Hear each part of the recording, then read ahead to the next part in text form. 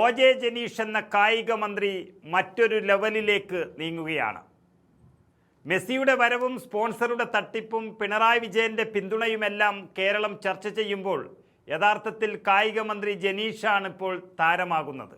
അതായത് മെസ്സിയും അർജൻറ്റീന ടീമും കേരളത്തിൽ വരുന്നതുമായി ബന്ധപ്പെട്ട തട്ടിപ്പ് വിവാദവും അതിൻ്റെ സത്യങ്ങളറിയാൻ പുതിയ കായിക മന്ത്രി ജനീഷ് നടത്തുന്ന അന്വേഷണവും മുൻ മുഖ്യമന്ത്രി പിണറായി വിജയൻ്റെ രാഷ്ട്രീയ അടിത്തറ തന്നെ തോണ്ടുമെന്ന ഒരു രീതിയിലേക്ക് നീങ്ങുകയാണ്. അതായത് ഒരു സംസ്ഥാനത്തെ ജനങ്ങളെ മുഴുവൻ തട്ടിപ്പ് കമ്പനി ഉപയോഗിച്ച് വലിയ വാഗ്ദാനങ്ങൾ നൽകി പറ്റിക്കുക, അതിനുശേഷം കോടികൾ ഉണ്ടാക്കി മെസ്സിയെ കൊണ്ടുവരാതിരിക്കുക. ഇതിൽ പിണറായി വിജയനും LDF മുന്നണിക്കും നേരിടേണ്ടി വരുന്നത് വലിയ കുരുക്കുകളായിരിക്കുമെന്നുള്ളത് വ്യക്തമായിരിക്കുന്നു. അതിന് പിന്നിൽ ഒ.ജെ. ജനീഷിൻ്റെ അന്വേഷണ തന്ത്രം തന്നെയാണ്. അതിലാണ് കായിക മന്ത്രി എന്നുള്ള നിലയിൽ വളരെ നിശബ്ദതയോടെ ശ്രദ്ധ ചെലുത്തുന്നത്.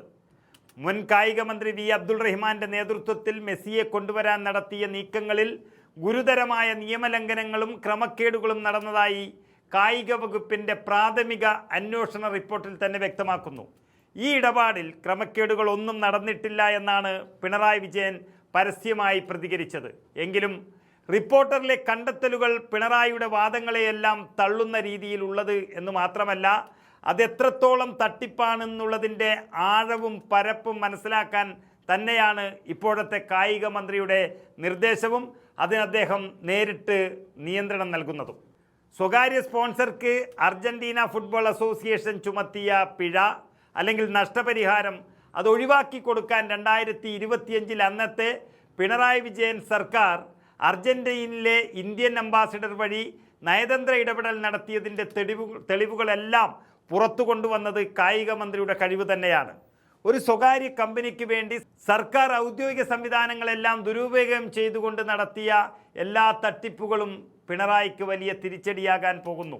ഈ കരാറുമായി ബന്ധപ്പെട്ട് മുൻ മന്ത്രി നടത്തിയ സാമ്പത്തിക ബാധ്യതയും അതുപോലെ വിദേശ യാത്രകളെക്കുറിച്ചുള്ള വളരെ വ്യക്തമായ അന്വേഷണം നടന്നു കഴിഞ്ഞു.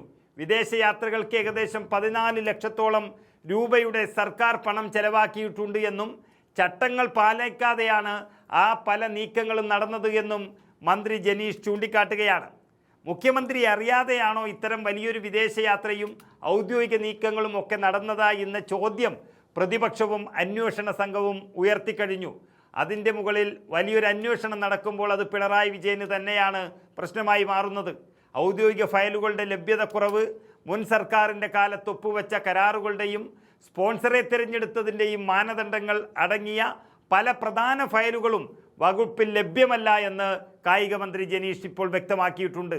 ഇത് തെളിവുകൾ നശിപ്പിച്ചു എന്ന വലിയ ആരോപണത്തിലേക്കും അതിൻ്റെ അന്വേഷണത്തിലേക്കും വരെ വഴി തുറക്കാൻ പോകുന്നു. അന്വേഷണ റിപ്പോർട്ടിൻ്റെ അടിസ്ഥാനത്തിൽ വിപുലമായ ഒരു അന്വേഷണം നടത്താനാണ് നിലവിലെ സർക്കാരിൻ്റെ തീരുമാനം.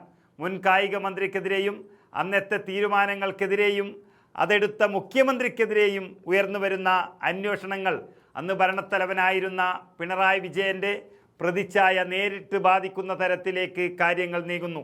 ഇതെല്ലാം ഇന്നത്തെ കായിക മന്ത്രി ജനീഷിൻ്റെ തന്ത്രപരമായ നീക്കങ്ങളും അന്വേഷണങ്ങളുമാണ് എന്ന് വ്യക്തമായി കഴിഞ്ഞു.